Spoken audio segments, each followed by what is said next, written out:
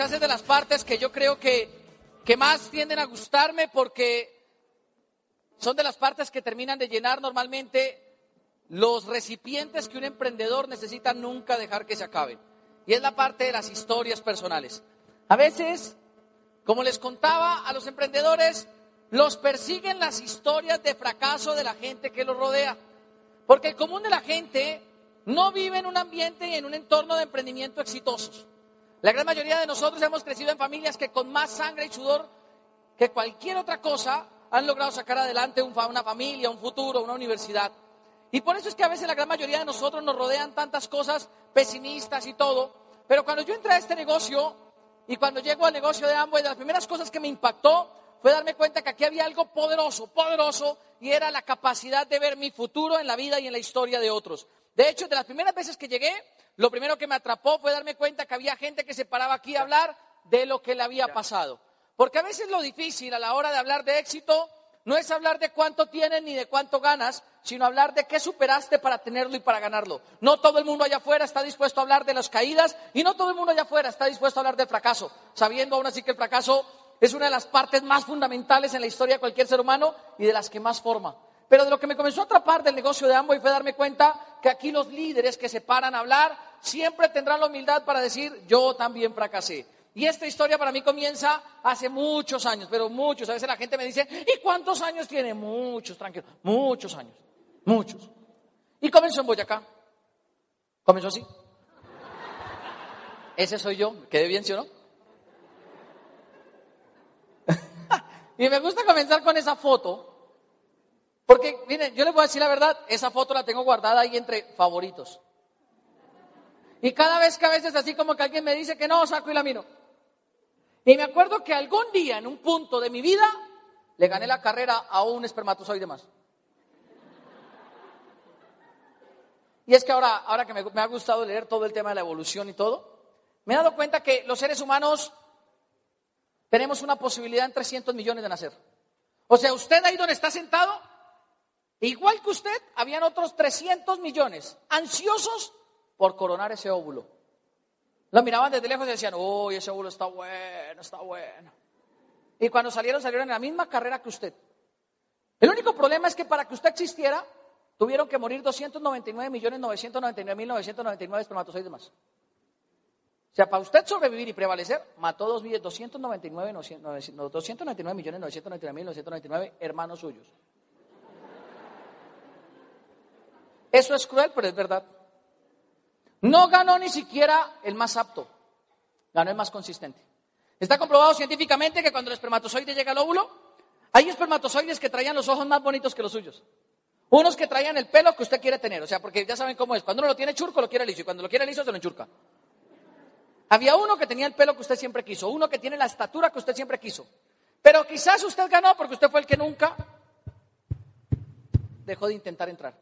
Hay unos espermatozoides que intentan entrar una vez y como no le dejan entrar, dicen: me busco otro óvulo, y se devuelven. Pero usted se quedó y usted ganó.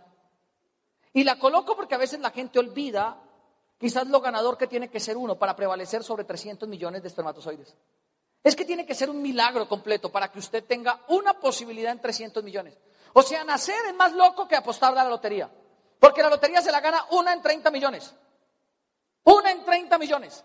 Y nacer es 1 en 300. O sea, primero alguien se gana la lotería 10 veces antes que nacer. Y yo siempre le digo a la gente, una gran historia comenzó hace muchos años. El problema es que usted está ignorando lo poderoso de su historia. Y por eso a veces me da risa cuando la gente se deprime o cuando la gente se pone triste y cuando la gente dice: ay, es que estoy deprimido porque me dejaron, no me compraron productos, es que yo a todo el mundo le hablo de Amway y nadie me cree. Y usted olvida que es que usted ya ganó una carrera, la primera carrera más importante de la vida la ganó usted. O sea, ahí donde usted se ve, alto, bajito, gordito, flaquito, feíto, bonito, como sea, usted es el mejor de esa cochada. O sea, imagínese. Y usted se olvida de esa vaina. Y como se olvida de esa vaina, anda por la vida así: ay, no, es que mi vida es muy dura, a mí me dio gripa siempre, siempre. Hay gente deprimida. Y yo le digo a la gente: mire, si usted quiere comenzar a escribir una gran historia, lo que tiene que recordar es que usted fue un espermatozoide ganador. Y cuando algo esté pasando mal, póngase en modo espermatozoide así, y ande por la vida loco. Porque es que la gente no lo entiende y no lo cree, pero les voy a decir la verdad: ser loco funciona. Porque a veces ser cuerdo es demasiado depresivo. A veces ser cuerdo es acordarse de las deudas, acordarse de los problemas, acordarse de todo lo que la gente se acuerda. Pero ser loco es una berraquera, porque todo el mundo siempre lo va a reconocer. Van a decir, usted sí está loco, ¿no? Siempre. Hay veces que yo estoy así y cuando entro al almacén de Amway allá en Bogotá, entro así y me dicen, ¿y por qué salta? Le digo, vengo en modo esperma, cuidado. Estoy ganando. Y después de eso comenzó en una familia clase media. De este lado soy yo y ella es Daisy. Y comenzó en una familia clase media, trabajadora, berraca y echada para adelante. Con un papá boyacense, trabajador, hijo de campesinos, y con una mamá que nació en Cúcuta. De un abuelo bien reproductor. Imagínense, 96 hijos, sin doble X.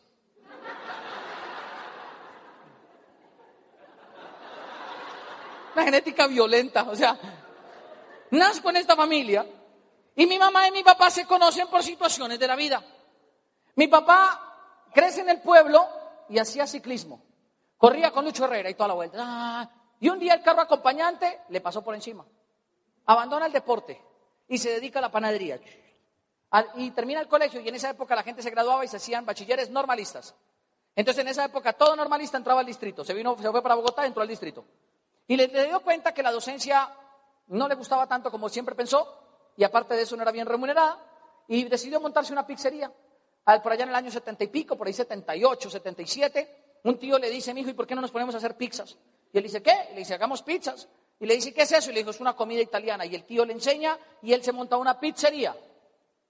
Y la monta por ahí cerca al Parque de Lourdes, en Bogotá. Dice la historia que el Parque de Lourdes era un lugar super play donde la gente de esa época iba a hacer algo en Chapinero, el sector donde está el Parque de Lourdes, que se llamaba chapinerear.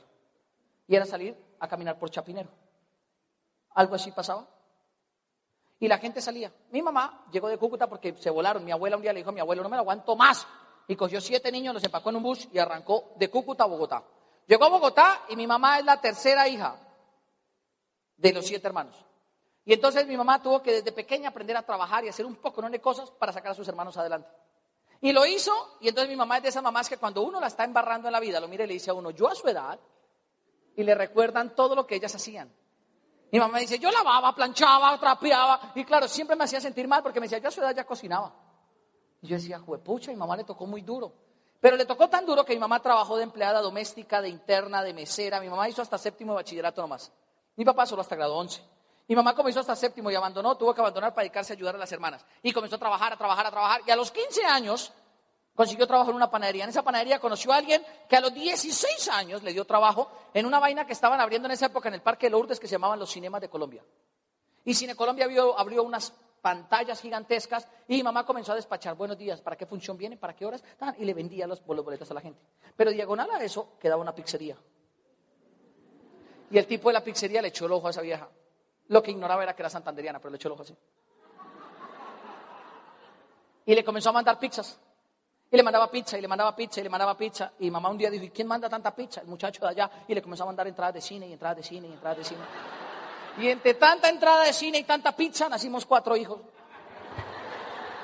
Por eso cuando la inviten a cine y pizza, cuidado, cuidado. Y miren, nacieron 2 en Bogotá. En el año 85, pues mi papá vivía con mi mamá y mis 2 hermanos mayores, y todo iba bien. Pero mi abuelo se muere de un infarto. Y se muere de un infarto, y cuando llegan al pueblo, pues llegan a vivir. Llegan a ese pueblo, y en ese pueblo nazco yo y nace mi hermano menor. Allá nacimos los últimos 2. Y nacimos y crecimos en una familia donde todo el tiempo lo que querían era echarle ganas. Pero como en mi casa, después de que murió mi abuelo, mi papá se tuvo que poner a trabajar para ayudar a mantener a sus hermanos y muchas cosas. Y le dijo al otro hermano, tome plata, arranque para Bogotá a estudiar, tome usted billete, arranque para montarse un negocio. Mi papá se dedicó a trabajar y a cuidar a mi abuela y a ayudar a los hermanos.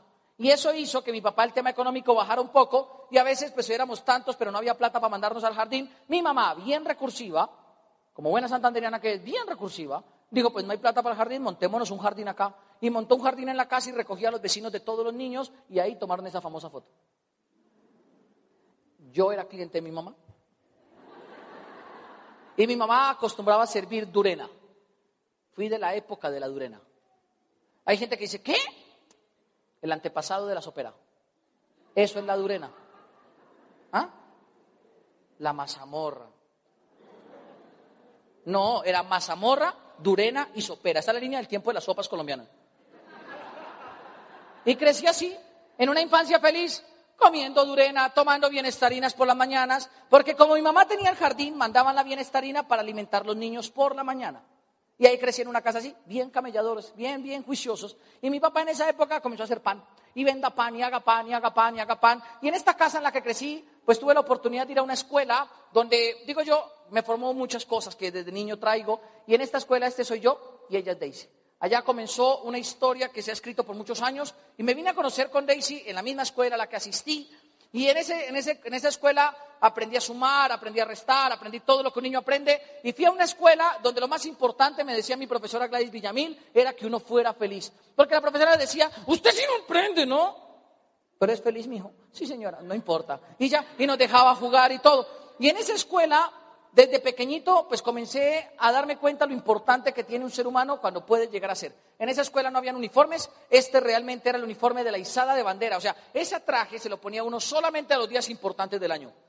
De resto, uno podía ir como uno quisiera. Fui a la escuela siendo un niño muy feliz. Mi papá me compraba unas boticas de caucho que olían a chicle y me las ponía así, con unos pantalones cortos, en camiseta, y me iba. Y viví una infancia de esas de los niños que trepan árboles, comen frutas, comen guayabas, de esa guayaba que tiene gusano, de esa. Fui feliz. De esa guayaba que cuando usted muerde, y usted no sabe si el gusano está dentro o en su boca. O sea, el hecho es que usted, mire, ¿sí le ha pasado, sí o no? Pero por si las moscas y no dejar evidencia, usted hacía y se lo termina de comer. Y crecí así, siendo muy feliz.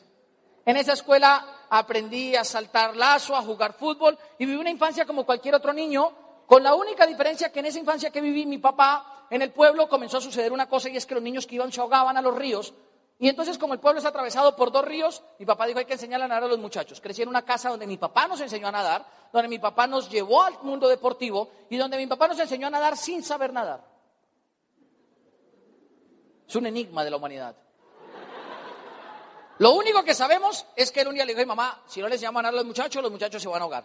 Mi papá nos comenzó a llevar al río y le decía a mi mamá, hágase usted abajo, yo se lo lanzo y usted lo recibe. Y así aprendí yo a nadar. Por la corriente, o sea, déjese llevar. Y nos lanzaban y en el camino nos gritaban lo que teníamos que hacer, estire el cuerpo, levante los brazos, mueva la cabeza. Y así aprendimos a nadar todos los estilos. Mariposa, espalda, pecho, libre, todo. Obviamente es una evolución, primero es ladrillo, luego larva y luego uno comienza así, hasta que uno se convierte en un tiburoncito. Pero aprendimos a nadar todos los estilos. Y yo lo aprendí porque mi papá siempre ha sido un tipo que ha creído en muchas cosas que él aprendió de niño. Mi abuelo, un tipo de campo, que mi hermana sí lo conoció. Mi abuelo era un tipo duro. Era un tipo recio. Y era un tipo que formaba con disciplina, porque mi abuelo era de campo. ¿Y cómo es la gente del campo? ¿Blandita o recia? ¿Cómo es? ¿Dura o blandita? ¿Cómo es? ¿Dura o blandita? Dígalo seguro, dígalo. ¡Dura! Hay unos que dicen dura. Entonces mi abuelo formó a mi papá duro. Y mi papá fue un tipo de esos que todo el tiempo creyó en que a sus hijos los tenía que formar duro. Mi papá dijo, si yo quiero evitar que los 4 muchachos me caigan en droga, me caigan en cualquier otra cosa, y que la niña me caiga en cualquier otra cosa, hay que formarlos duro. Y entonces yo me acuerdo que mi papá, desde que nos comenzó a enseñar a nadar, mi papá nunca nos aceptó quejarnos. Claro, uno tomaba agua y todo lo que quiera, pero en la casa en la que crecí mi papá no aceptaba que uno se quejara. Y entonces yo me acuerdo que uno al principio tomaba agua y le decía, papá, me estoy ahogando. Y le decía, no se queje, Fausto, no se queje. Y nos enseñó a no quejarnos. De hecho, mi papá tenía un lema en la casa y era que excelencia requería exigencia. Y a veces cuando uno no entendía, mi papá le decía, ¿no ha entendido que si uno va a hacer las cosas, las hace bien, y si no las va a hacer mejor, no las hace? Porque si se va a meter a hacer algo para hacerlo mediocremente, mejor ni se meta. ¿Y uno qué? Y eso daba una comprensión de las enseñanzas. No le dije que si lo iba a hacer, lo hiciera. O sea, eran de esos latigazos de amor que uno de padre a veces le da a los hijos. Y era de esas cosas que mi papá hacía con nosotros. Entonces mi papá, cuando uno se quejaba, decía, ¿qué? Y se comenzaba, o sea, yo creo que no hay nada más aterrador para uno de niño o de adolescente, era ver al papá ser así. Y los papás tenían una habilidad, miren, yo no sé si eso se desarrolla con el tiempo, pero a veces Sara me hace algo y yo hago así, y ya va 20 kilómetros adelante. En cambio yo le hacía algo a mi papá, y mi papá se dice como mágicamente, y salía esa vaina. Y comí juguete en toda mi infancia, lo que no se imaginan, aprendí a nadar ahí, pero también aprendí el arte del trabajo y el amor por el trabajo, porque mi papá es un tipo que siempre ha sido pedagógico. Después de enseñarnos a nadar, y esa natación a nosotros nos llevó a representar primero a Moniquirá, luego a Boyacá, luego aquí había un equipo de natación que se llamaba el Club Acuático Santander. Ese equipo nos llamó y nadábamos por Santander incluso. Y veníamos aquí a Lomas del Viento y al Club Campestre a nadar y competíamos por ese equipo. y la natación santanderiana, hubo una época donde fue la mejor natación del país, valga la cuña, y ahí estábamos nosotros metidos. Y de ahí para allá, de aquí de Santander, nos llevaron a Bogotá, un equipo nos da una beca deportiva y competimos por ellos toda la vida, y representando a Bogotá, y llegamos a ser incluso Selección Colombia, representando al país. Y yo hoy en día me pongo a pensar y yo digo, oiga, todo lo que logró mi papá enseñándonos a nadar en un río, todo lo que logró. Y entonces a veces la gente me dice, es que su papá era bueno. Le digo, no era bueno, corregía bien, que es diferente. Porque a veces uno cree que uno necesita el mejor maestro, y la verdad usted no necesita a alguien que le enseñe bien, usted necesita a alguien que lo corrija cuando tiene que ser corregido. Por eso en este negocio y en la vida y en su historia de vida usted tiene que amar a alguien que lo corrija, no a alguien que le diga las cosas para que le gusten. Ame a alguien que lo corrija. Porque mi papá es de esos tipos que habla sin tapujos, es de esos tipos que habla sin filtro y se le dice las cosas cuando se las tiene que decir. Y si no las entiende, se las hago entender. O sea, era de esos tipos pedagógicos que siempre enseña con herramientas diferentes. Unas dolían más que otras, pero siempre enseñaba. Y en esa familia en la que yo crecí, pues fui a la misma escuela que todo el mundo, pero desde esa edad aprendí a trabajar. Yo tenía apenas como 6, 7 años, cuando las ventas de la panadería de mi papá comienzan a bajar, y entonces un día mi papá se ve que se está quebrando, y dice, hay que venderla, cambiar la forma como vendemos, y comenzó a ir a tocar puerta a puerta. Mi papá iba puerta a puerta por el pueblo, y le decía a la señora, doña Marta, le vengo a vender el pan todos los días en la puerta de su casa, calientito. Pero si me compra un año del pan, si me hace la contrata de un año, lo traigo todos los días el pan. Y terminó convenciendo a doña Marta, a doña Melba, a doña Beatriz, a don Ramón, a don José, a todo el mundo en el pueblo, y llegó a tener más de 100 clientes. Y la gente le decía, don Marcos, ¿cómo va a repartir todo el pan en la mañana? Y le decía, tengo un sistema de distribución en la casa. Claro, eran 3 hijos mayores. Salíamos con cajas de pan así medio dormidos a repartirlas por todo el pueblo. Y todo comenzó porque las ventas bajaron, pero mi papá es un tipo recursivo. Y entonces mi papá, en medio de su recursividad, un día nos sentó y nos dijo, muchachos, hay que comenzar a repartir el pan. Y mi hermano dijo, ¿iba a comprar moto? Y dijo, ¿cuál moto? A pie. Y si lo van a hacer, lo hacen bien, y si no, no lo hagan. O sea, era un tema bacanísimo porque eso nos formó. Y obviamente yo tenía por ahí unos 7 años cuando mi papá comenzó con ese cuento. Y mi papá, otra ley que tenía en la casa, aparte de que excelencia requiere exigencia, era que el que en esta casa no trabaja no come. Y no lo repetía, y no lo repetía. ¿Cierto que sí? ¿No cierto que sí? Allá está mi hermana. ¿Cierto que sí? ¿Cierto que sí? Decía, en esta casa el que no trabaja no come. Y no lo repetía día y noche. Y yo me acuerdo que cuando tenía 7 años, yo un día le dije, ay no papá, porque a las 4 de la mañana iba y decía, mijo, levántese que ya toca ir a repartir el pan. Y las primeras veces uno lo hace porque hacerle caso al papá. Pero llega el día donde uno no se quiere levantar, porque si uno de niño odia algo, son las verduras, levantarse temprano y bañarse. Y entonces mi papá decía, son las 4, levántese, se baña y se van a repartir pan. O sea, 2 de 3, o sea, eso era un infierno. Un infierno. Y un día yo me emancipé y le dije, ¿sabe qué, papá? Yo no me voy a levantar. Y me dijo, Fausto, en esta casa el que no trabaja no come. Si no se levanta, no hay comida. Le dije, yo no le pedí que me trajera al mundo, usted verá si me deja morir de hambre. Y me acosté a dormir. Y mi papá, como es un tipo pedagógico, ese día no me dijo nada. Y yo dije, se la creyó. Y seguí durmiendo. Muy a las 6 me levanté, me bañé, me alisté para irme a la escuela anexa del Instituto Integrado Nacionalizado Antonio Nariño de Moniquirá, Boyacá. Y cuando llegué al comedor me di cuenta que ese día habían hecho changua. Mire, si algo me encantaba a mí era la changua que preparaba mi mamá. Era un plato así de changua con queso rallado, con una almojábana calado y 2 huevos adentro. Y con mucho cilantro picado encima. Mire, eso de mis platos, se me hace agua a la boca. Y ese día me di cuenta que había una changua así para Marcos, una para Rubén, una para mi papá y una para mi mamá. Le dije, mami, falto yo. Dijo así, su papá dijo que a usted no le sirviera, que en esta casa el que no trabaja no come. O sea, no solo era mi papá, mi mamá la secundaba en todo. Y entonces le dije, entonces no. Y mi papá dijo, Fausto, cuando trabaje se le va a dar comida. Y ese día yo me acuerdo que me fui para la escuela, me mecateé a todos mis compañeros, le quité la loncherita a alguno que otro. Y cuando llegué a la hora del almuerzo, en mi casa, los domingos se mataba gallina o pollo. Depende de que se hubiera portado más mal. Como preparábamos algo. Al horno. Ese día era, haga de cuenta, un martes, un miércoles. Le miento si le digo qué día era, pero era entre semana. Porque yo llegué de la escuela y cuando llegué olía pollito. Al horno. Y lo preparaban con papa, con yuquita. Todo. Y yo llegué y dije, ¡ah! Mami, ¿hay pollo? Dijo, pollo y conejo. Y me senté, me lavé las manos y le sirvieron a Marcos, a Rubén, a mi papá y a mi mamá. Le dije, mami, ¿de verdad me van a dejar morir de hambre? Y dijo, su papá dijo que en esta casa el que no trabaja, no come. Miren, ese día me dio tanto mal genio que al otro día a las 4 yo estaba así despierto y listo. Pero miren, eso me formó tanto el amor al trabajo que yo me acuerdo que de ahí en adelante, toda mi infancia, yo me dediqué a recorrer las calles de Moniquirá repartiendo pan. Y repartí pan como no se imaginan. En bolsas, en cajas, en moto, a pie, corriendo, de todas las maneras. Huyendo de perros. Porque si hay algo peligroso, peligroso en la vida es repartir pan. Y caliente. ¿Porque a qué huele el pan caliente? A rico. ¿Y qué abundan en los pueblos? Entonces uno salía así. Es más, a veces Marcos me decía, téngame la caja y yo paso. Y Marcos pasaba así. Y decía, no hay perro, corra, corra. Y corríamos. Nos tocaba cruzar así para ir a entregar el pan donde doña Beatriz. Porque preciso doña Beatriz vivía en una bajada.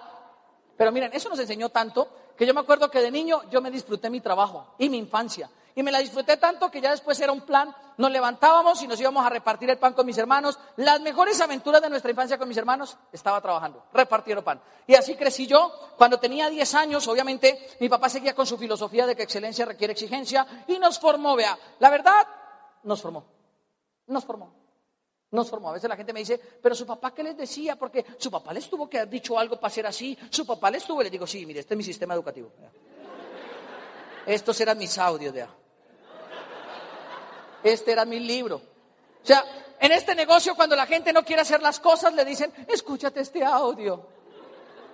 Si mi papá hubiera entrado al negocio en esa época, pero como no entró, mi papá decía, no quiere, y ya, ese fue mi sistema educativo. Crecí en una infancia divina, comí el juguete que me tenía que comer, porque sacar 4 hijos adelante tampoco es fácil, y eso yo lo entiendo hoy en día. Pero obviamente, cuando yo tengo 10 años, el mundo del deporte nos trajo a Bogotá y nosotros veníamos, obviamente, de una infancia tradicional, donde uno celebra, ella es la menor de 5 hermanos, y donde uno celebra los cumpleaños y donde uno se reúne. Pero en el mundo de la natación, la verdad fue una de las cosas que más puertas nos abrió. Después, cuando Daisy venga, les contará parte de la historia de ella. Pero Daisy también nadó conmigo y nadamos en el mismo equipo. Y el equipo lo entrenaba también mi papá. A veces Daisy me dice, uy, pero tu papá ha cambiado harto. Porque también lo conoció. Y en ese equipo, cuando yo tengo 10 años, nos becan y nos vamos para Bogotá. Llegando a Bogotá, mi papá monta la panadería, vende todo lo del pueblo. Llegamos a Bogotá, montó la panadería y en 10 meses de trabajo se quebró y lo perdió todo por haber hecho un mal negocio y tomado una mala decisión. Ese día aprendí que en la vida de los seres humanos, lo más poderoso que usted tiene que aprender a hacer es a tomar decisiones. No a trabajar, porque a veces la gente trabaja mucho, pero no toma buenas decisiones. ¿Cuántos de ustedes conocen gente que trabaja un montonón, pero no sabe decidir nada? Y obviamente mi papá era un buen trabajador, pero una mala persona para tomar decisiones de tipo financiero. Hizo un mal negocio, en 10 meses se quebró, lo perdió todo. Y yo de los 10 a los 18 años tuve una infancia y una adolescencia marcada entonces por el tema en mi casa donde no había dinero. De hecho, yo siempre le digo a la gente, en mi casa el problema no era falta de amor, nos amamos bastante. El problema era falta de billete, porque la gran mayoría de las discusiones y peleas que habían con mi mamá se daban porque no había agua plata para pagar el recibo del agua. A veces las peleas se daban porque llegaba el tipo a cobrar el arriendo y no había para pagar el arriendo. Y entonces uno los veía, por la mañana estaban bien y por la tarde llegaba el tipo del arriendo y mis papás se enganchaban y yo decía, el tipo del arriendo es un desgraciado. Terminaba odiando al tipo del arriendo porque venía a cobrar lo que era de él sin entender que lo que faltaba en la casa era plata. Y como crecí así, pues obviamente toda mi infancia y mi adolescencia fui marcado por esa famosa expresión de los papás que tienen problemas financieros de salimos pero no se antoja de nada. Y así me sacaban a mí. Me decían salimos pero no pide nada, porque es que siempre que salimos usted preciso se antoja de todo. Y crecí así. Entonces yo salía con mi mamá y cuando veía algo que me gustaba yo... Mi mamá me decía, ¿qué le pasó? Yo, ¿pero qué le pasó? ¿Qué le pasó? Es que quiero eso. Y mi mamá, los papás pasan penas porque el papá le dice, no, pero le dije que no me pidieron nada. Y los papás sacan un billete que tenían destinado para pagar algo y con el dolor del alma saben que se está yendo la tranquilidad de la otra semana. Y a veces se lo compran a uno y uno se va feliz comiéndose lo que se quería comer. Y los papás se vuelven para la casa pensando, hijo de pucha, chino desgraciado, no lo vuelvo a sacar. Y como crecí en esa infancia y en esa adolescencia, pues tuve que ver cosas en mi casa que no me gustaron. Tuve que ver a mi papá y mamá discutiendo por dinero. Tuve que ver a mi papá diciendo, págame esa luz que usted no es el que paga el recibo. Tuve que ver a mi papá diciendo, ¿quién es el que lleva 5 horas en el baño con la ducha abierta? Tuve que ver a mi papá diciéndome, si va a pasar al pasillo, apague la luz de la sala. De hecho, había una sala y allá un pasillo, entonces uno para pasar tenía que hacer como... Y ya, listo, porque tras de que era bien oscura la casa no se podían prender las luces. Tuve que vivir ese tema donde el papá le dicen a uno, o me prende el televisor o me prende la luz. Tuve que vivir esa época donde los papás llegan al supermercado y le dicen al cajero, hágame un favor, hasta 300. Y llenaron 3 carros. Y uno dice, pero ¿cómo con 300,000 3 carros? Y cuando van pasando el cajero le dice, señor, son 420. No, le dije que hasta 300. Devolución en la caja. Y todo el mundo se entera que usted no tiene el billete para pagar. Tuve que ir a mi mamá muchas veces haciendo mercado diciendo, señor, ya que se pasó, sáqueme eso. Y eso, y eso, y eso. La veía hacer compras a dedo. Y eso a mí un día me comenzó a rayar la cabeza. Y le comencé a mirar a mi mamá y le dije, mamá, ¿no es más fácil que nos hagamos ricos y ya? Y mi mamá me miró así. Me dijo, deje de pendejazos. Llevamos toda la vida trabajando para sacar 4 hijos adelante y usted viene a decir vainas. ¿Usted cree que es que nos pasamos rascándonos el ombligo en la casa? ¿Usted cree que es que los papás y yo somos? Le dije, no, mamá, pero solamente fue una recomendación. Yo todos los meses veo que venimos a lo mismo, a tratar de comprar lo que más podamos con la misma cantidad de dinero. Y los precios suben, mamá. Yo tenía 13 años, la primera vez que cuestioné la falta de billete en mi casa. Y mi mamá cuando llegó a la casa le dijo a mi papá, hable con Fausto. Hable con Fausto, él no entiende las cosas. Mi papá me dijo, ¿qué fue lo que pasó? Y le dije, papá, pero es que siempre nos vivimos quejando por falta de billete, ¿no es más fácil que nos hagamos ricos? Y mi papá con esa forma pedagógica de enseñarme. Me dijo, ¿usted no ha entendido algo, sí o no? Dígame. Y me dio un discurso de la economía en el hogar. Donde entendí que hay gente que gana dinero suficiente para comprar lo que le alcanza, no más. Mi papá dijo, ¿usted cree que vivimos en esta casa porque lo queremos o porque nos alcanza? Le digo, porque nos alcanza, sí. ¿Usted cree que los mandamos al colegio, que los mandamos porque queremos o porque es lo que hay? No sé, papi, es lo que hay, Fausto. Y si no le gusta, bien pueda. La primera vez que yo escuché eso en mi casa tenía 13 años. Y le dije, papá, ¿me está echando? Dijo, no, es que en mi casa necesito de todo menos gente anarquista. Nadie que venga aquí a ponerme revoluciones ni nada, porque sus hermanos son muy tranquilos, pero usted es muy revolucionario, Fausto. ¿Con quién se me está juntando? ¿Con qué amigos se me está juntando? No, papi, con nadie, pero yo solo pregunté por qué no nos hacíamos ricos para comprar más mercado. Es que ya estoy mamado de comer sardinas, papi. Fausto, es lo que hay. Y si no le gusta, la puerta de la casa está abierta. Miren, la demora fue que mi papá me dijera eso. Y yo entendí el mensaje claro. Si usted quiere tener más, gáneselo usted mismo, punto. Y de ahí para allá, entonces comencé a buscar empleo. Comencé a buscar empleo, bien joven. A los 14 años, un almacén que se llama Surtimax, un supermercado de cadena, abrió un Surtimax cerca de la casa que decía, se buscan empacadores. Y yo fui y me presenté, buenas, buscan empacadores. Dijeron, ¿cuántos años tiene? Le dije, 14. No puede trabajar. Toca de los 15 años para arriba. Le dije, pero yo quiero trabajar. Tiene que traer un permiso de su papá. Y fui y le dije, papá, necesito que me firme un permiso. Dijo, ¿para qué? Le dije, para trabajar. Dijo, ¿dónde va a trabajar luego? Le dije, en el Surtimax. Dijo, ¿y por qué se va a trabajar allá? Le dije, papá, porque yo quiero tener plata. Usted me dijo que si no me iba, pues yo voy a ahorrar plata para irme. Me dijo, ¿y es que a usted le hace falta trabajo? ¿Está muy desocupado? Y le dije, sí, papá, pues es que hay que ganar plata. Tengo tiempo libre. Me dijo, si tiene mucho tiempo libre, venga a la panadería y me ayuda a limpiar latas y a rezar todo el horno. No, papá, es que usted no me paga. Ah, no le pago. ¿Y la comida que le doy qué entonces? ¿A cuántos de ustedes algún día les han dicho eso? Tenemos el mismo papá. Y así me dijo. Igual, le terminé de decir las cosas, él entendió y me firmó el permiso. Y yo me fui para allá y fue el primer cargo gerencial que tuve. Era gerente de distribución. Distribuía los lácteos en una bolsa, los detergentes en otra. Y empaqué, comencé a empacar. La verdad, mi vida laboral comenzó como empacador de un supermercado. De esos empacadores que trabajan por monedas. De esos que tienen una camisa que dice, soy empacador voluntario, apóyame. Y yo te empacaba y ponía carita así. Y la gente le bota monedas a uno. Si han empacado, le han dado monedas a alguien así, contáctelos, pueden ser diamantes. Y yo ponía la carita. Y en ese empleo uno se da cuenta cómo vive la gente. En ese empleo uno se da cuenta quién le sobra y quién no le sobra. Porque hay gente que compra buenos mercados, pero no sueltan ni 50 pesos. Y entonces yo después de un punto yo me di cuenta que la gente que más aparentaba tener era la que menos tenía y a veces la gente que yo menos esperaba que me diera era la que más me daban. En ese supermercado yo trabajaba y me ganaba 10,000 pesos el día. Eso era lo que yo me ganaba cuando tenía 15 años. 10,000 pesos el día. A punta de moneda de 200 y de 500. Y dele, papá. Y me llegaba con esos bolsillos así llenos de moneda a la casa. Y cuente mi fortuna de 10,000 pesos. Y un día mi papá me mandó a comprar un azúcar a un supermercado cercano. Yo fui y yo conocí al dueño del supermercado. Y yo entré y me dijo, vecino, hace rato no venía. Y le dije, no, vecino, es que estoy trabajando en el Surtimax. Me dijo, ¿qué? Y le dije, sí. Le dije, ¿y por qué no vino a buscar empleo acá? Le dije, porque yo no sabía que usted estaba ofreciendo empleo. Digo, pues véngase a trabajar conmigo. Le dije, uy, no, don Ricardo, yo no puedo porque yo firmé un contrato allá arriba. Le dije, ¿cuánto es que le están pagando? Le dije, no me están pagando bien. Dijo, pues véngase a trabajar conmigo, yo le puedo pagar 16,000. Le dije, vendido, don Ricardo, vendido. Y comencé a trabajar por 16,000 como empacador. Entonces él me dijo, yo le pago 16,000 fijos, pero usted me empaca bien las cosas y me consiente la gente. Y si lo hace bien, y la gente le da propina, lo que usted quiera. Y yo comencé a trabajar como empacador allá donde don Ricardo, en un supermercado que se llama Supermercado Santa Fe, y trabajaba y empacaba. Y un día me di cuenta que a veces las señoras que iban de edad no podían cargar todas las bolsas. Y yo, mire, de puro mañoso le sacaba muchas bolsas.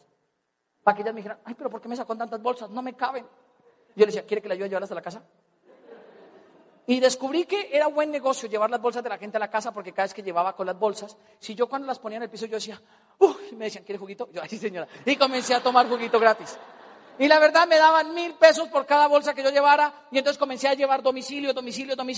Después de un punto Ricardo me dijo, venga Fausto, ¿y no es más fácil que usted se dedique solamente a llevar domicilios? Y le dije, usted manda, patrón. Y dijo, pues ¿cuánto? ¿Qué es lo que necesita? Le dije, usted tiene bicicleta, présteme una bicicleta, yo llevo los domicilios del supermercado. Pero eso sí, tenemos que hablar del salario. Digo, ¿pero qué? ¿Cuánto el salario? Le dije, no, pues es que usted me paga 16,000, toca que me suba un poquito más, porque yo aquí a veces así sentado y no voy a tener que hacer nada. Dijo, bueno, ¿y cuánto quiere? Le dije, no, pues sube un poquito, porque... Dijo 18, le dije, vendido. Y me contraté como domiciliario y ahí comencé a trabajar, pasé así. Un día él me vio de tanto repartir y a la hora del almuerzo yo me iba a dormir en la parte de atrás de la bodega sobre el inventario que traían de arroz y de papel higiénico. Y un día me acosté yo allá y cuando me desperté me bajé y él estaba haciendo pedidos. Y le estaba diciendo al man de la bodega, traiga las cosas, que diga cuánto es. Y yo le dije, no lo regañe, hace falta solamente papel higiénico de tal y detergente de tal. Y falta arroz de tal otro que se acabaron los bultos. Me dice, ¿usted cómo sabe? Le dije, duermo todos los días acá. Y me dice, ¿cómo así que usted duerme? Y le dije, sí, yo almuerzo en 15 minutos y el resto vengo y me lo como. Y aquí me lo duermo. Y él dijo, ¿a lo bien? Y le dije, sí. Digo, pero usted se aprende las cosas. Y le dije, sí. Dijo, usted está bueno, es para bodega.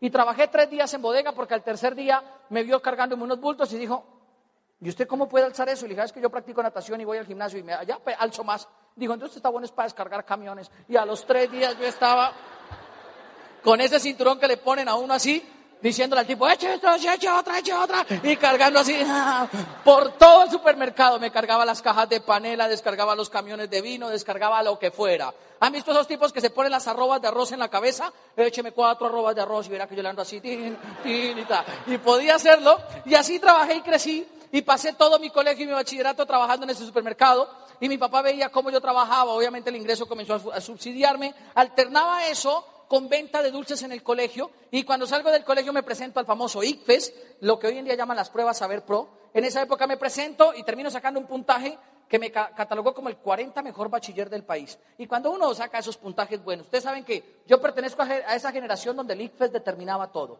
¿Cuántos de ustedes presentaron ese ICFES donde a uno el ICFES lo satanizaba o lo volvía popular o impopular? ¿Se acuerdan? Las mujeres a uno no le preguntaban qué signo eres, le decían, ¿cuánto sacaste de ICFES? O sea, con eso sabían todo. Si uno decía, no, saqué por debajo de 4, para abajo.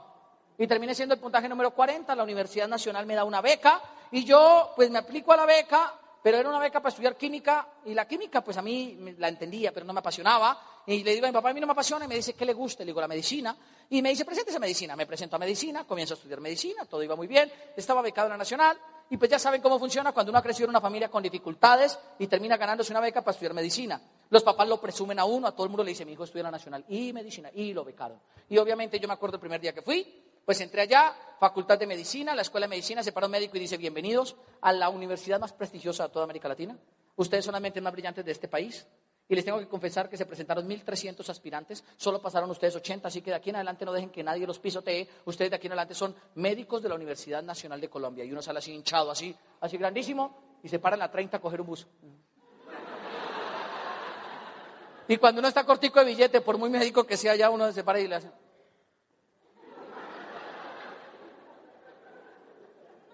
Los que se rieron me entendieron, ¿sí vieron? Le han dicho 2 por 1,000. Y 2 por 1,000 por la puerta.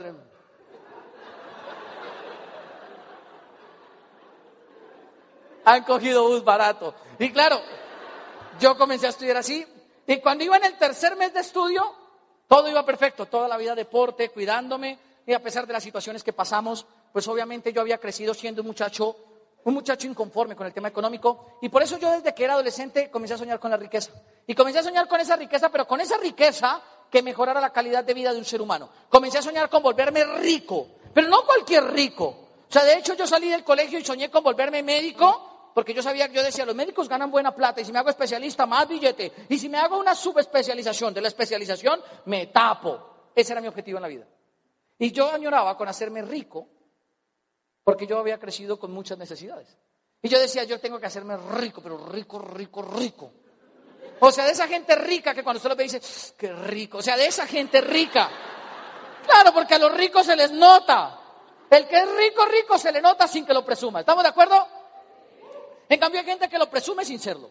Pero el que es rico se le nota hasta en las orejas. O sea, yo no sé por qué, pero el que tiene plata se le ve el pelo diferente. El que tiene plata, los dientes, las uñas, todo se le ve diferente. Hasta caminan diferente. El que es rico baila diferente. Algo debe tener el dinero que la gente se termina comportando diferente y se hacen notar. El que es rico no presume nada, se le nota. El que es rico hasta huele diferente. Y yo lo sabía. Entonces yo entré a la universidad y yo le decía a todos mis compañeros, separaba al profesorado. Yo sé que los universitarios han dicho, ¿usted por qué quiere estudiar esta carrera? Y todos salen altruistas diciendo, porque quiero ayudar a la humanidad.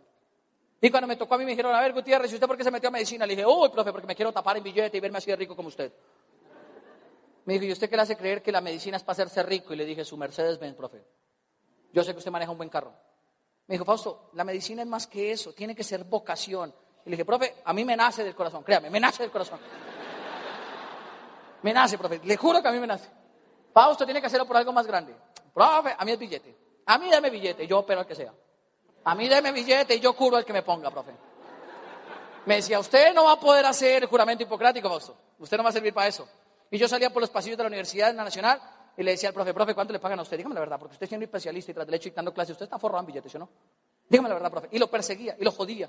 Y el profesor técnico me decía, este man es muy materialista, este man es muy materialista. Y todo el tiempo me decía así.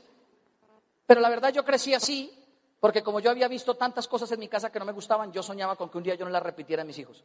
Porque a pesar de que ustedes no lo crean, hay papás que crecen con dificultades y no hacen nada para que sus hijos no repitan su realidad.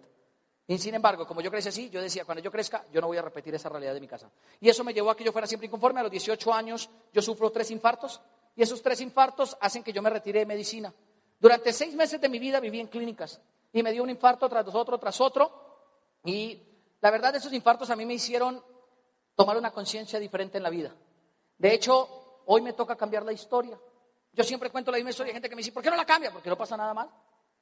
Pero hoy me toca cambiarla porque a mí me dieron 3 infartos hace 12 años. Y el 4.º infarto me dio hace 20 días.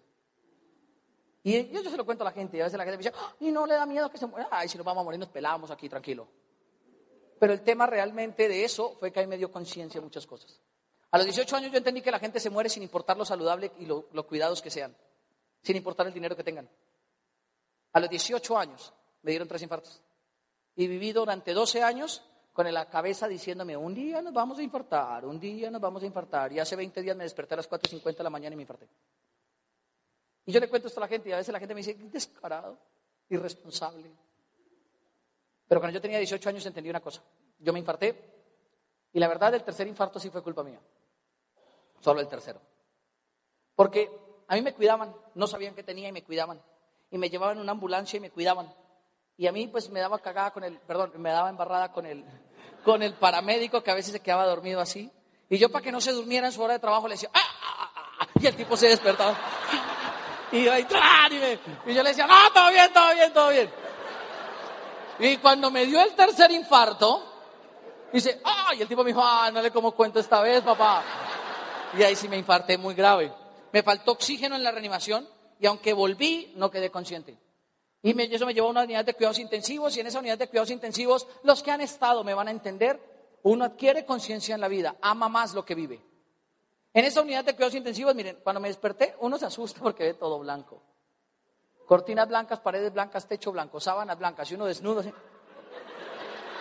O sea, donde entre un doctor con barba larga y le diga, hijo, ¿cómo te sientes? No, vea, uno se pela ese día. ¿Cómo te sientes? Hijo, no, o sea, cuando me desperté estaba conectado a muchas cosas, no entendía qué pasaba y entró un médico y me explicó, me dijo, mira, no sabemos lo que tienes y la verdad no podemos dejar salir de aquí hasta que no sepamos por qué no sabemos si sobrevivas un 4.º infarto. Y ahí entro en una serie de estudios, pero un día, muy cerca a mí, me ponen a otra sala otro señor. Y ese señor lloraba y lloraba y lloraba. Y cuando yo tenía 18 años, miren, uno se aguanta a un niño llorar un rato, pero todo el día no, y menos un adulto.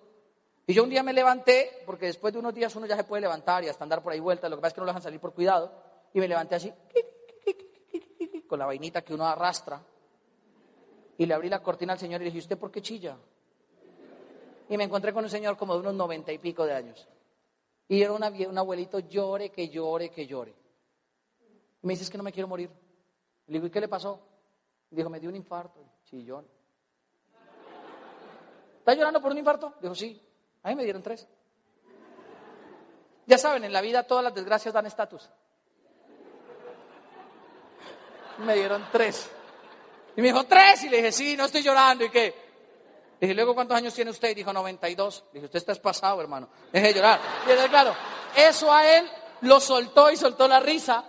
Y desde ahí don Roberto y yo nos volvimos amigos. Y nos pusimos a hablar. Y la verdad nos hicimos muy buenos amigos.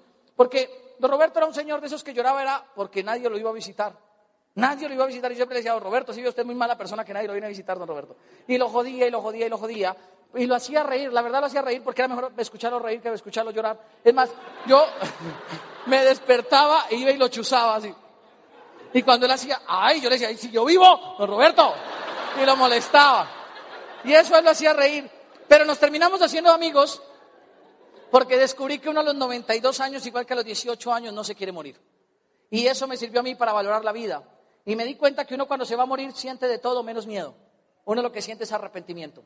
A uno cuando está a punto de pelarse, o con la incertidumbre si se pela mañana o hoy, uno lo que siente es arrepentimiento constante de no haber dicho a alguien que lo amaba, de no haberle pedido perdón al papá, de no haber abrazado a la mamá, y eso era lo que a mí me movía. Yo decía, Dios mío, yo me quiero salir de acá para ir a abrazar a mi papá. Como mi papá había sido tan duro con nosotros, mi papá no nos dejaba entre hermanos darnos besos. Y mi papá, uno le iba a dar un beso y le decía, no, Fausto, eso es de maricones, o sea, de esas cosas. Porque los papás son así, pedagógicos. Y entonces, cuando yo estaba ahí, yo decía, ay, yo quiero ir a abrazar a mi papá y besarlo. Y ya después yo me quiero morir, Dios mío. O sea, si me tengo que morir, me muero y ya. Pero déjenme ir a besar a mi papá. Déjenme ir a abrazar a mi mamá a pedirle perdón por todas las cagadas que le hice. Déjenme ir a abrazar a mi mamá para pedirle perdón por todas las canas que le saqué. Y déjenme ir a abrazar a mis hermanos para decirles que yo ya no compito con ellos, que los amo. Y la verdad, un día los médicos me sientan y me dicen lo que tenía y me dicen, usted tiene una falla eléctrica en su corazón. A usted su corazón en cualquier momento le puede fallar porque a usted lo que le fallan son los fusibles del corazón. Eso se llama una disfunción sinusal. A usted lo que no le funciona bien es el nódulo sinusal. Entonces transmite electricidad todo el tiempo y en algún momento usted hace así y se quedó pegado. Es como cuando en su casa usted está viendo televisión y se le saltan los tacos. Y usted dice, ¡ay, se fue la luz! Igual me pasa a mí. Se me va la luz. Y obviamente cuando el médico me dice eso, le digo, ¿y qué podemos hacer, doctor? Dice, hay que ponerle un marcapasos, pelado. Le digo, ¿y qué es eso? Me explica y le digo, ¿y cuánto vale? Y me dijo el valor y le dije, no le podemos decir a mi papá, se infarta ese man. Porque en esa época yo tenía Sisbén. Como en mi casa no iban bien las cosas, a los 18 años yo veía a mi mamá ir al Sisbén. Miren, por eso a veces cuando la gente, ¿sí saben lo que es el Sisbén, verdad? ¿Lo conocen? Es que de pronto, no sé, estamos en un lugar tan fino que no sé si todo el mundo conoce el Sisbén, pero yo tenía un carnet que el Estado le da a uno para que lo atiendan en atenciones vitales. Y pues la cirugía del marcapasos no la cubre el Sisbén. Entonces mi papá, el médico me dijo eso, y yo le dije, no, doctor, yo no puedo pagar eso. Digo, Fausto, ¿y cuál te lo tienes que poner?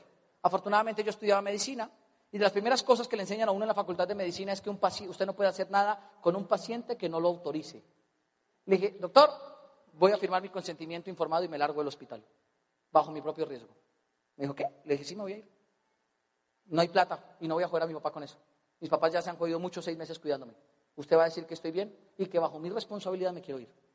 Y a los 18 años firmé un consentimiento informado y me largué del hospital.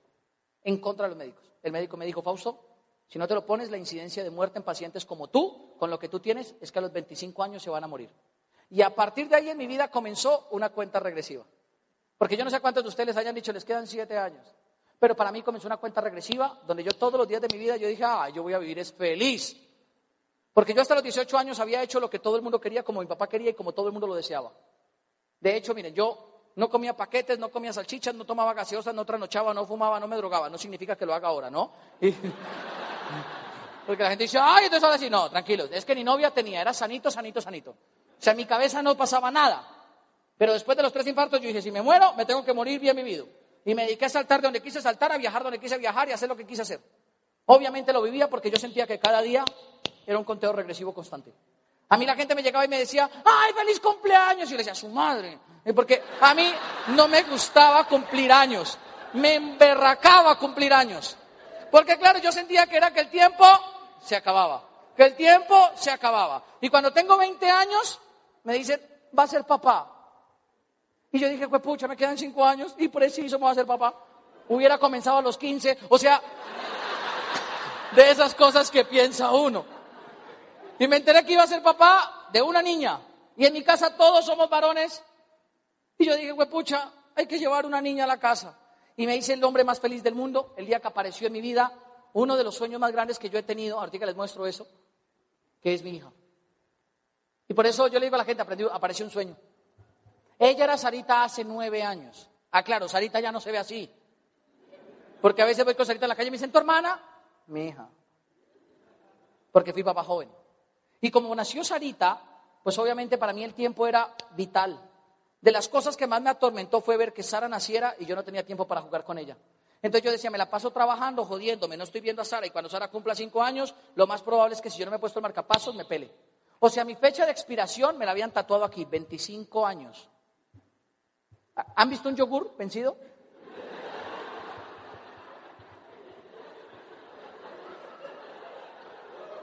Hace 5 años.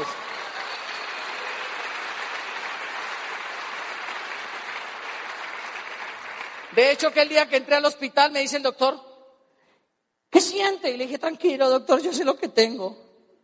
Entré caminando por mis propios medios. A las 4:50 de la mañana me despertó un dolor en el pecho. Pero yo toda la vida, desde los infartos, he tenido dolores constantes en el pecho. O sea, a mí me dan dolores todo el tiempo, picadas, punzadas, incluso cuando estoy dando seminarios.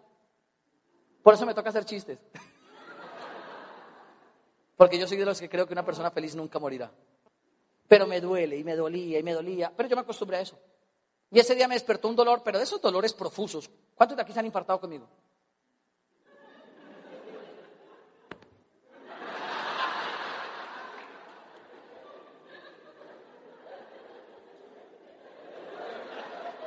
Esos dolores que uno dice, pucha, me estoy muriendo. O sea, el dolor es tan fuerte que usted se alcanza a decir, me voy a morir.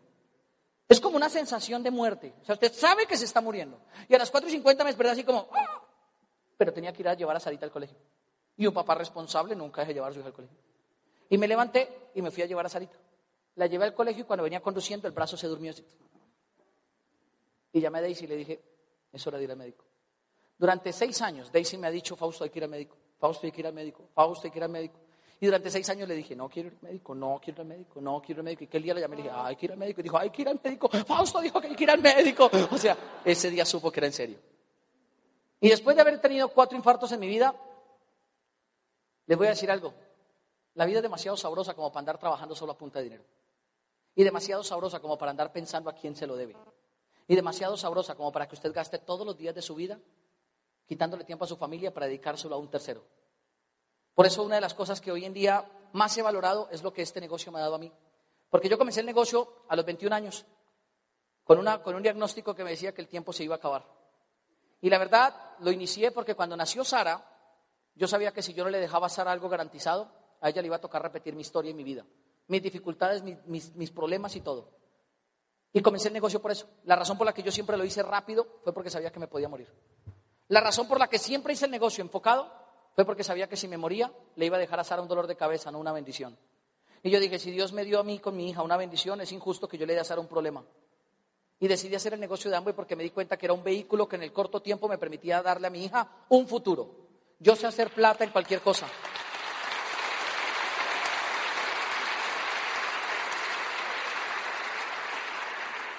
Yo sé hacer dinero en cualquier cosa igual que usted.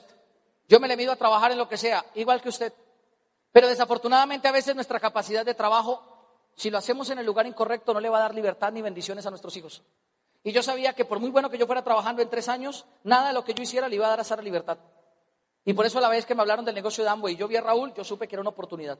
Todos ellos se enteraron, Raúl y todos ellos, que yo había tenido 3 infartos después de que yo llevaba 1 año en el negocio y era platino fundador. Yo entro en junio del 2009. Y cuando vuelvo a entrar al negocio, vuelvo a entrar consciente de que lo que tenía que hacer era trabajar por un sueño y por una meta. Y cuando volví a entrar al negocio, volví a entrar consciente de que yo me podía morir. De hecho, hace poco encontré estas fotos de los primeros pagos que yo tuve en el año 2006.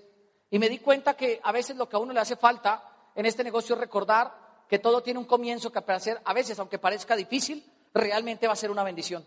Cuando yo entro al negocio, mi primer cheque fue de 55,000 pesos, teniendo 18 años. Eso fue lo que yo me gané. Y hoy en día a los nuevos les pagan 1,000,000. Hoy en día los nuevos se pueden ganar 2 millones. Yo me gané 55,000. Por eso nadie creía en mí. A los 18 años mi siguiente cheque fue 89,000. Al siguiente mes el cheque fue de 57,000. Ahí descubrí que los grupos se caen. Dije, juepucha, la gente no se mantiene. Era nuevecitico. Después 74,000, pero en junio decidí ponerme serio y me gané 227,000. Era el año 2006, el salario mínimo eran 250,000.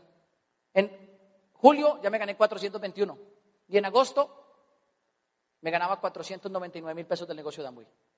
A los 18 años era 18% y me ganaba 2 salarios mínimos por la red. Eso es como si un muchacho de hoy se ganara 1,600,000. Y a pesar de eso me fui del negocio de Amway. A los 18 años descubrí que la gente se va de Amway no porque Amway no funcione, sino porque algo en su cabeza no le está funcionando bien. Pero después de haber tenido los 3 infartos y todo eso, como que uno se pone serio en la vida. Y por eso cuando volví a los 21 años yo supe que el negocio funcionaba, pero que dependía todo el tiempo de mí. Y les cuento esto porque quiero que usted entienda una cosa, el negocio funciona, pero depende de usted, no de su upline, no del que lo invitó, no del que lo metió, depende de usted. Y de sus ganas, de su voluntad y de sus motivos personales. Levante la mano los que estén vivos. ¿Sabían que en algún momento se van a morir? Y si fuera mañana, ¿qué problema dejaría solucionado? Y se los digo porque el día que yo me infarté, no planeé infartarme. O sea, yo no me acosté y dije, Dios mío, por favor, que mañana me infarte. No. Yo cuando me acosté dije, Dios mío, gracias por todo y que mañana sea un gran día. Y mi gran día comenzó con un infarto. Y ese día, a veces la gente me dice, qué irresponsable, ¿qué hace dando seminarios? Y les voy a decir una cosa, no planeo quedarme en mi casa solamente llorando por lo que me pasó. Planeé quedarme en mi casa 2 días, cuidándome, tomándome las pastillas, de esas que le dan a uno. Y después decidí que tenía que levantarme y decirle a la gente, hay que hacer algo antes de que nos muramos. Hay que hacer algo grande. Porque les voy a decir la verdad, yo soy diamante. Y si yo me muriera, mi hija heredaría un negocio de diamante. Pero quizás si tú te murieras, tu hija heredaría una deuda, o un problema, o una hipoteca, o un dolor de cabeza. Yo lo que quiero es que tú hagas un negocio serio. Y que si te vas a meter al negocio de Amway, hagas de tu historia una historia grandiosa.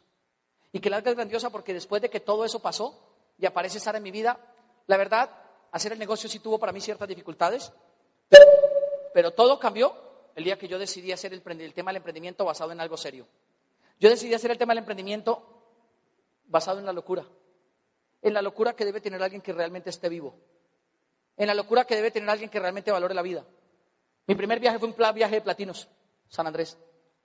Me emocionaba más que el crucero, San Andrés. Porque yo decía, el crucero es para los ricos, para mí San Andrés. El siguiente viaje fue un crucero. El siguiente, me comencé a llevar a Sarita conmigo. De hecho, ahorita Sarita está aquí, era una cuadra, en el Dan Carton, por allá arriba en la piscina. Porque entre más puedo, más viaja conmigo. Y por eso Sarita apenas conoce 14 países.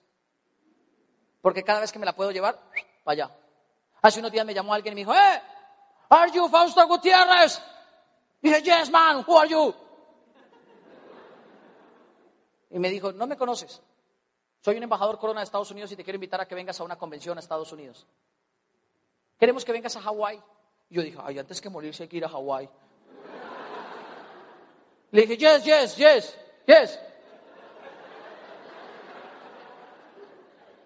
Y si algo aprendí en inglés es a decir, ¿cuánto?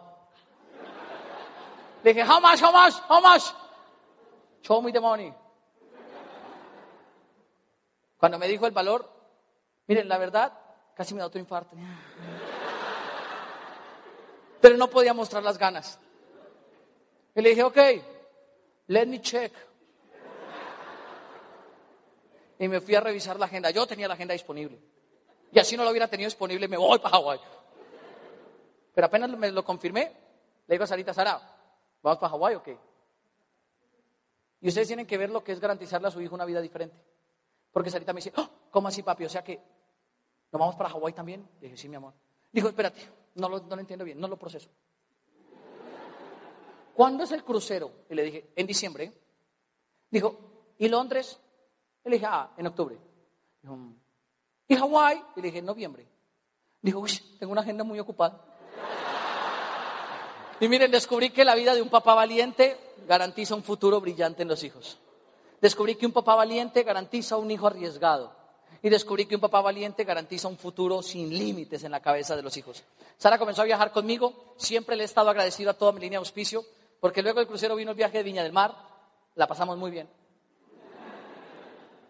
Nos llevaron a Concón y de Concón nos fuimos para Foz de Iguazú al siguiente año. Allá en Iguazú comencé a relacionarme con gente a la cual yo admiro, respeto y quiero. Y Sarita siempre ha vivido una vida basada en posibilidades. Porque la verdad, como siempre sentí que si yo faltaba, a ella no le podía faltar nada, me enfoqué en ahorrar dinero. Y les voy a decir la verdad, yo fui de esos diamantes que al principio no cambié de casa, ni compré carros lujosos, me enfoqué en ahorrar dinero. Y me enfoqué en ahorrar el dinero para garantizar el futuro de mi hija. Y me enfoqué en ahorrar el dinero suficiente para que ella no aguante hambre. Porque yo no sé cuántos de ustedes lo piensen, pero a mí ya un día me dijeron, se va a morir. Y me lo dijeron en serio. De 20 días para acá he estado de examen en examen, de control en control, haciendo una cosa, pidiendo tiempo. Viendo cómo gano tiempo.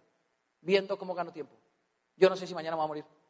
Por eso me he disfrutado estos días al máximo. Del infarto para acá, vea, he evitado ponerme de mal genio con todo el mundo. Hágame lo que me haga, me vale huevo.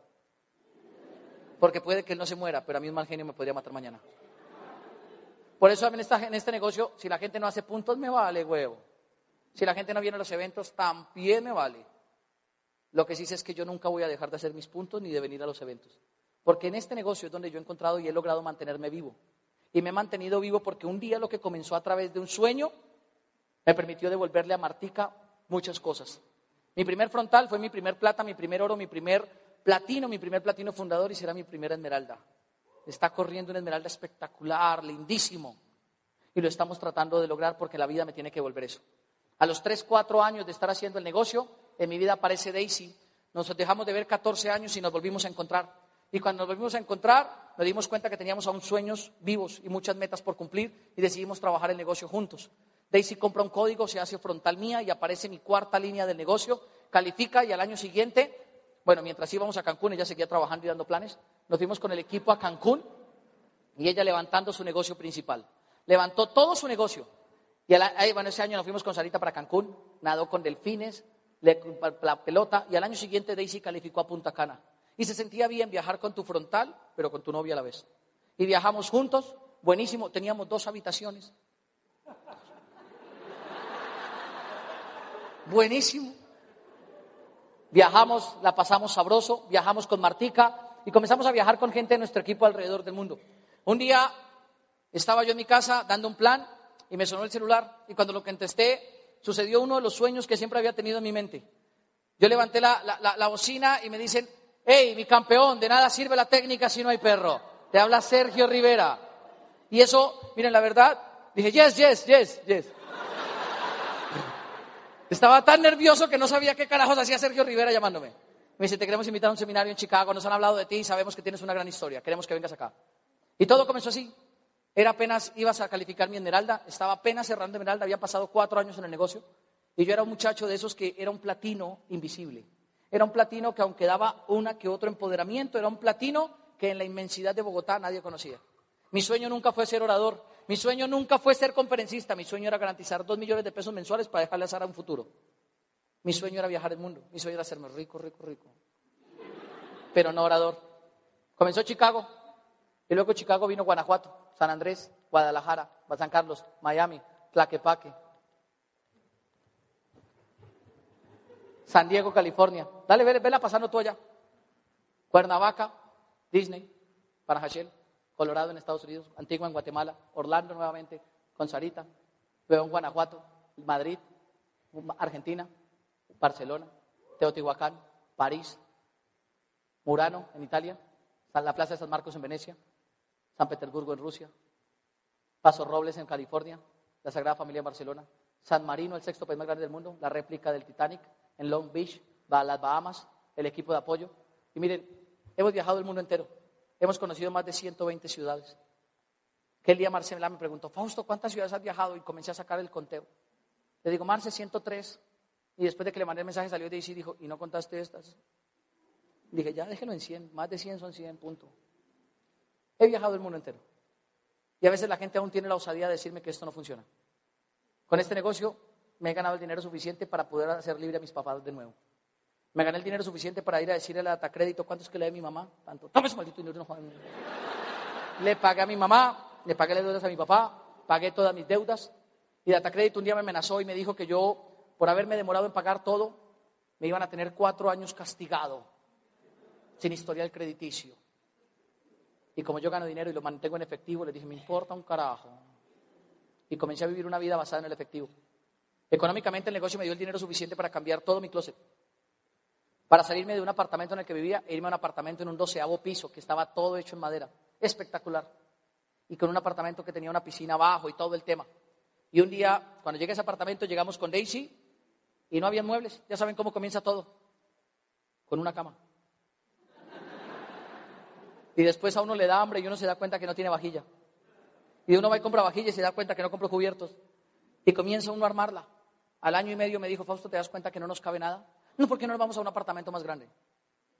Luego nos fuimos a un apartamento de más de 120 metros cuadrados, donde me encargué que hubieran 4 baños en mi casa. Porque yo crecí en una casa donde había 1. Y de las cosas hartas que hay es crecer en una casa donde hay un baño. Y son 6. Porque usted está, salga ya. Entonces me encargué de tener un apartamento donde hubieran muchos baños. Y voy y orino en todos, por si las moscas. Y me encanta tener un cepillo de dientes en cada uno, con una crema en cada uno, y en todos tengo cositas. En todos. La gente me dice, ese es el que usted usa, los uso todos. Todos. Y me di el lujo de comprarme una cama que yo quise, con el colchón que quise, porque mis primeros sueños no tenían que ver con un carro, con una mansión, tenían que ver con una nevera llena, con un buen mercado, con una buena cama. Mis primeros sueños tenían que ver con poder comprar los zapatos que yo siempre había querido, porque durante años tuve 1, y mi papá me decía, y si los rompe no hay más.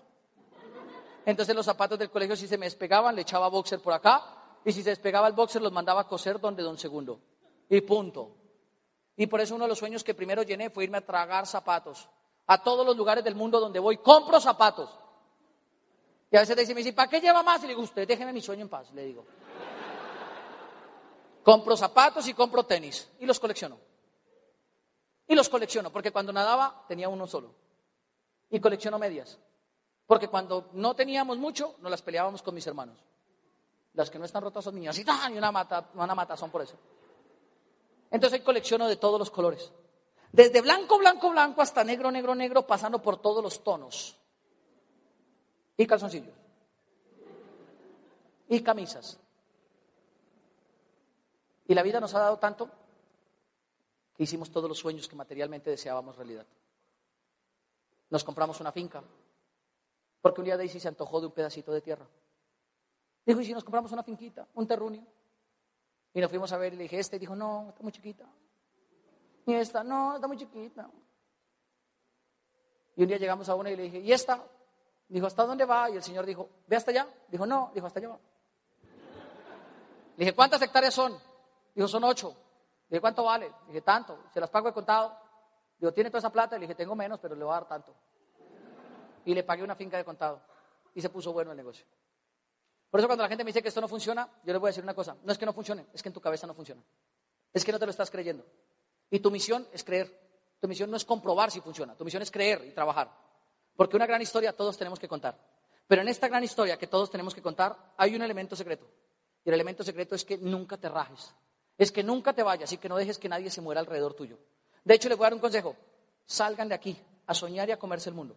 Aprovechen que no se han infartado. Aprovechen que están vivos. Aprovechen que la vida les sigue dando un día más. Que Dios les sigue dando un día más. Que en lo que usted cree les sigue dando un día más. Y ese día no se lo está dando para que duerman y para que vea televisión. Se lo está dando para que sea feliz y haga la vida mejor la vida de uno más. Hace un año, de tantas cosas y tantas bendiciones que nos han llegado, decidimos iniciar una fundación. Una fundación que era un sueño mío para ayudar niños. Hoy en día tenemos 120 niños apadrinados y les damos nutrición, juguetes, Navidad, todo al sur de Bogotá. Y todo comenzó con un sueño. Así que la próxima vez que tenga ganas de rajarse, llame a alguien para pedirle ayuda.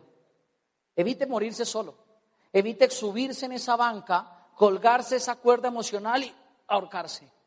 Llame a alguien y dígale, la tengo en el cuello y si no me dice algo me muero. Pero llame. Y usted que está vivo, vaya a los eventos. Ustedes que están allá, miren a su lado. Y si ven a alguien que está bajoneado por este negocio, o por la vida, o por la realidad, recuerden que están vivos. Dígale, usted está vivo, hermano. Usted no se ha muerto. Usted tiene que vivir. Usted tiene que ir a reírse y darle gracias a Dios, porque independientemente de lo que esté pasando, todavía no ha perdido la vida. Y no ha perdido nada como para estar así.